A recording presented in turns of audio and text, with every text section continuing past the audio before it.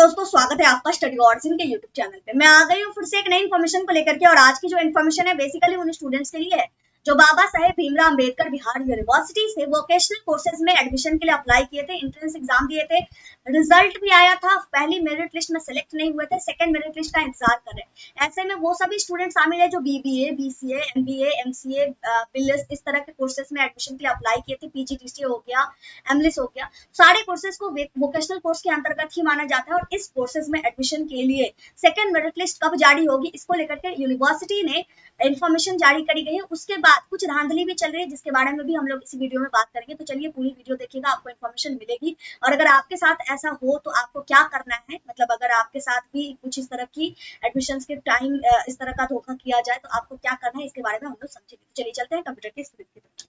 हमारे सामने है न्यूज़पेपर आर्टिकल। यहाँ पे अगर आप देखें तो वोकेशनल कोर्स में इसी सप्ताह जारी होगी second merit list. Vocational courses में एडमिशन के लिए इसी वीक में सेकंड मेरिट लिस्ट जारी होगी। पूरा पढ़ लेते हैं, उसके बाद हम लोग कंक्लूजन पे चलेंगे। इनसाइट में देखिए बताया जा रहा है वोकेशनल कोर्स में 6000 से अधिक सीटें होती है। विश्वविद्यालय में दर्जन भर से अधिक वोकेशनल कोर्स में 6000 से अधिक सीटें अवेलेबल है। इस बार पहली बार सेंट्रल लेवल पे एंट्रेंस एग्जामिनेशन हुई थी। यूनिवर्सिटी एक बार ली थी, अदरवाइज पहले कॉलेज अपने अपने लेवल से लेते थे, जिसमें लगभग 2700 कैंडिडेट सफल हुए।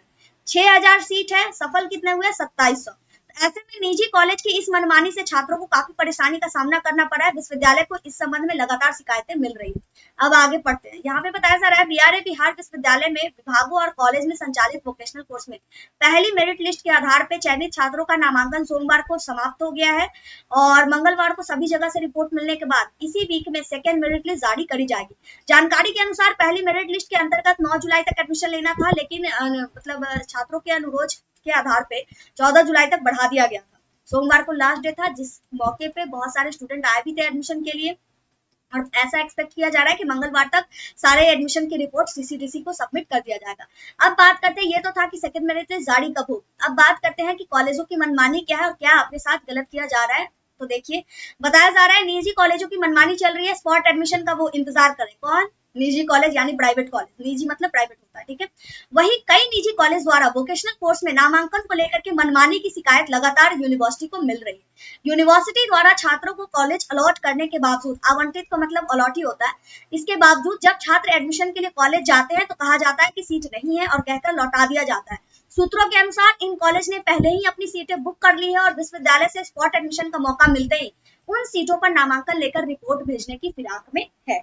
तो अब आखिर ऐसा हो क्यों रहा है? कई सारे स्टूडेंट भी कंप्लेन कर रहे थे, मेरे पास भी कंप्लेन आई थी। तो देखिए ऐसा इसलिए हो रहा है, अब जो भी प्राइवेट कॉलेज है वो चाह रहे हैं यूनिवर्सिटी उस मतलब स्टूडेंट को सिलेक्ट करके अलॉटमेंट लेटर दे करके भेज रही है कि जाइए आपका इस कॉलेज में सिलेक्शन हो गया है, आप जाके एडमिशन लीजिए।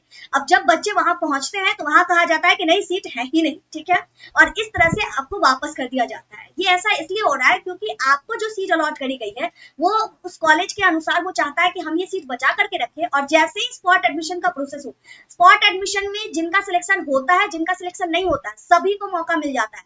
तो ऐसे में कॉलेज के पास एक मनमाना ऑप्शन मिल जाएगा और वैसे स्टूडेंट जो उन्हें ज्यादा पैसे देने के लिए तैयार रहेंगे उन स्टूडेंट को वो एडमिशन देंगे उस खाली जगहों पे। तो आई होप की चीजें आपके सामने क्लियर है। अब अगर आपके साथ ऐसा होता है कि आपको अगर अलॉटमेंट लेटर मिल जाए, आपका कॉलेज में नाम सेलेक्ट हुआ हो और आप वहां पहुंचे और आपको कहा जाए कि नहीं आपका सिलेक्शन हुआ तो है लेकिन सीटें यहाँ नहीं है, तो ऐसे में आपको करना क्या है? सीधे जाके घर पे नहीं बैठना है, आप जाइए यूनिवर्सिटी। सबसे पहले तो उसी समय जो आपको ऐसे कहते हैं ना कि सीटें खाली नहीं है आपके अलॉटमेंट लेटर देखने के बावजूद, तो आप कहिए कि आप रिटन फॉर्मेट में हमें लिख के दीजिए, ठीक है। वो मॉडल बोलने से कुछ नहीं होगा, हमारे पास रिटन है कि हमारा सिलेक्शन इस कॉलेज में हो चुका है और हम रिटन फॉर्मेट में यहाँ पे एडमिशन लेने आए हैं।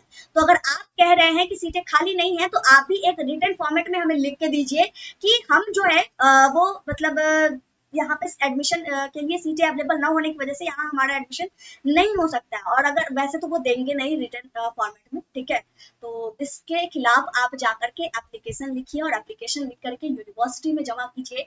और हो सके तो अपने हिसाब से जो भी बोलते हैं, जो भी ऐसी चीजें कही जाती है, उसका प्रूफ अपने पास रखने की कोशिश कीजिए ताकि आप जब कंप्लेन करने जाए तो आप उसे दिखा पाए कि ऐसा ऐसा हमारे साथ हो रहा है। मेरी बातें आपको शायद समझ में आ रही होंगी कि अगर आपके साथ किसी कॉलेज के द्वारा ऐसा चीज हो रहा है, इस तरह की शिकायतें हो रही हैं, तो आप अपने पास अपने हिसाब से आपको जैसी स्थिति लगे उसके हिसाब से आप अपने पास प्रूफ इकट्ठा करने की कोशिश कीजिएगा और उस प्रूफ के आधार पे आप जाकर के यूनिवर्सिटी में कंप्लेंट कीजिएगा।